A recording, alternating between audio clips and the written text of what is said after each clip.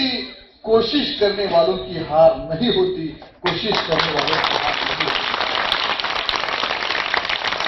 निश्चितच आपण प्रयत्नाला कमी पडू नका. तुमच्या इच्छा, तुमच्या आईवडिलांच्या इच्छा खऱ्या अर्थाने पूर्ण करायच्या असतील तर हा एकच मंत्र तुम्ही तुमच्या आयुष्यात अंगीकारा, एवढी विनंती करण्यासाठी मी इथे आलो. या ठिकाणी आपल्या सगळ्यांच्या समोर जे अनेक प्रश्न आहेत त्या प्रश्नाला जवळून बघता आलं पाहिजे. मग स्त्री भ्रूण हत्येचा विषय मी आपल्याला या ठिकाणी काढला. स्त्री भ्रूण हत्या हा विषय फक्त वेगवेगळ्या मार्गाने मेडिकलची प्रॅक्टिस करणाऱ्या डॉक्टरांचीच ही जबाबदारी नाही. ही जबाबदारी समाजातल्या प्रत्येक घटकाची आहे. शिक्षकांची आहे, राजकीय क्षेत्रातल्या कार्यकर्त्यांची आहे, सामाजिक क्षेत्रात काम करत असलेल्या कार्यकर्त्यांची आहे. आणि म्हणून मित्रांनो, मी आपल्याला या ठिकाणी सांगू इच्छितो की या सगळ्या जबाबदाऱ्या आपण स्वीकारण्यासाठी पुढे यावं. आता हा देश खऱ्या अर्थाने जर कोण वाचवणार असेल तर त्यात प्रमुख भूमिका शिक्षकांची असेल. शिक्षक सगळ्या गोष्टींचा विचार करू शकतो. शिक्षक आणि राजकीय क्षेत्रातही चांगली माणसं देण्यासाठी प्रयत्न करावा. शिक्षक आणि शैक्षणिक क्षेत्रात दुसरी पिढी चांगली निर्माण करण्यासाठी प्रयत्न करावा. शिक्षक आणि आपला विद्यार्थी एखादा सैन्यात जाऊन त्या ठिकाणी चांगलं काम करेल या दिशेने काम करावं. खरं तर राज्यकर्त्यावर आता लोकांचा भरोसा राहिला आणि तशी उदाहरणही घडत आहे. 26/11चा हल्ला झाला. मुंबईच्या 26/11च्या अतिरेकी हल्ल्यात त्या ठिकाणी तुमच्या माझ्यासारख्या शेकडो निरपराध लोकांवर अजमल कसाब सारखा अनेक अतिरेकी घुसून त्या ठिकाणी गोळ्या झाडून आपल्यासारख्या सगळ्यांच्या त्या ठिकाणी खून करत होते. आणि म्हणून त्या सगळ्या दुश्मनाच्या तावडीतून सोडवण्यासाठी करकरे, साळसकर शेकडो जण त्या ठिकाणी शहीद झाले. तुकाराम ओंबळे नावाचा एक पोलीस कॉन्स्टेबल त्या ठिकाणी अजमल कसाबला जिवंत पकडतो, तो स्वतः त्या ठिकाणी मरतो. पण आमची राजकारणातली अवलाद, राजकारणातला एकही मायकालाल कोणत्याही पक्षाचा येऊन त्या ठिकाणी या देशातला माझा निरपराध माणूस मरू लागलाय हा मेला नाही पाहिजे म्हणून कुणीही पुढे आला नाही. जर कुणी आमच्यातला पुढे आलाच असेल तर राम गोपाल वर्माला घेऊन त्या ठिकाणी एखाद्या शूटिंग करण्यासाठी कुणी समोर आला असेल. आणि राजकारणात सुद्धा या मानसिकतेचे लोक पाठवण्याची जबाबदारी या कारखान्यातून तयार व्हावी. शिक्षण म्हणजे चांगली माणसं घडवण्याचा कारखाना आहे. आणि या ठिकाणी आपण सर्वांनी या जबाबदाऱ्या स्वीकाराव्या अशी विनंती करायला हवी. गुणवत्तेच्या बाबतीत मात्र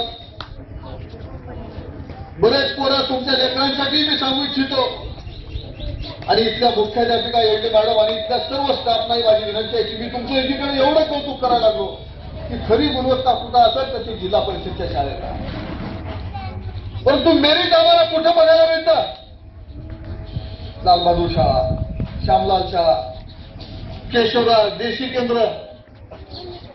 आता माझी अपेक्षा आहे आणि पटवे सर त्या दृष्टीने काम करणारं नेतृत्व तुमच्या निमित्तानं या ठिकाणी आम्हाला उदगीर तालुक्याला मिळालेला आहे. आणि या ठिकाणी जिल्हा परिषदेच्या शाळेतून लालबहादूरचा निकाल किंवा श्यामलाल शाळेचा निकाल काय असेल आम्हाला माहित नाही.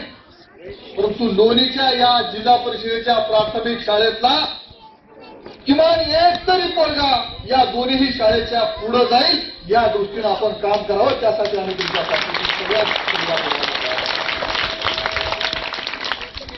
तेवढी मेहनत आम्ही केली पाहिजे. त्यासाठी विनाकारण तुम्हाला जर कुणी त्रास द्यायला येत असेल तर तुमच्या पाठीमागे आम्ही आहे. पटवे साहेबांनी गावकऱ्यांकडून इथे इच्छा व्यक्त केली. पटवे साहेब हे माझं गाव आहे. मी जिल्हा परिषदेला या मतदारसंघात निवडणुकीला उभं राहिलो. इथल्या सगळ्या 72 मतदारांनी मताचा प्रचंड असा पाऊस माझ्यावर पडला. नुसती मतं दिली नाहीत पटवे साहेब, या परिसरातल्या लोकांनी, गरीबातल्या गरीब माणसांनी खिशात हात घालून पैसा जमा करून 3,65,000 रुपयाबरोबर 3,000 जास्त मतं दिली. तेव्हा मी या मतदारसंघातल्या प्रत्येक गावचा रहिवासी आहे म्हणून मी आपली जबाबदारी घेतो की इथला एकही नागरिक आपल्या इथल्या कुठल्या शिक्षकाला त्रास देणार नाही. तुमच्या अपेक्षा पूर्ण करण्यासाठी आपण सगळेजण सदैव जिल्हा परिषदेच्या शाळेच्या पाठीमागे खंबीरपणानं उभं राहू असा विश्वास आपण शिक्षणाधिकाऱ्यांनी या ठिकाणी घ्यायचा.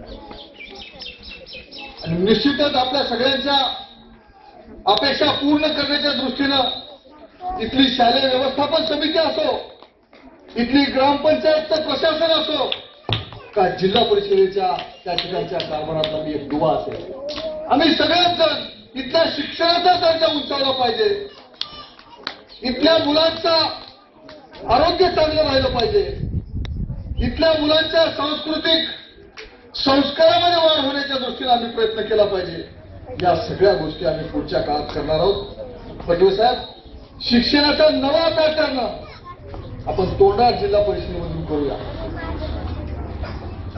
आणि मग तोंडाळ जिल्हा परिषदेमध्ये जिल्हा परिषदेची जी कुठली शाळा असेल त्या शाळेवर आपण प्रत्यक्षात आणि व्यक्तिशः लक्ष देऊ आणि त्या शाळेचा एक दर्जा उंचवण्याच्या दृष्टीनं भौतिक कुठल्याही गोष्टी तिथे कमी पडणार नाहीत याची जबाबदारी मी जिल्हा परिषदेमधून घेईन. आता इंटरनेटचं युग आलं आणि मग सगळ्या शाळा ऑनलाईन करण्याचा निर्णय जिल्हा परिषदेच्या सर्वसाधारण सभेत झाला. आता सगळं टेक्निक या ठिकाणी सुधारित झालं. अमेरिकेमधल्या एखाद्या ऑक्सफर्ड विद्यापीठामध्ये एखाद्या चांगल्या विषयावर त्या ठिकाणी एखादा लेक्चर देतोय तर त्याचं प्रात्यक्षिक आता आम्हाला लोणीच्या एखाद्या रूम मध्ये बसून बघायला मिळणार आहे. अशी व्यवस्था आता 21व्या शतकात निर्माण झाली आहे आणि त्या दिशेने आमची जिल्हा परिषद काम करते आहे. म्हणून लोणीमध्ये किंवा अनेक गावागावातल्या जिल्हा परिषदेच्या शाळा ऑनलाईन झाल्यानंतर त्याचं महत्व आपल्याला कळणार आहे. येत्या 2-4 महिन्यात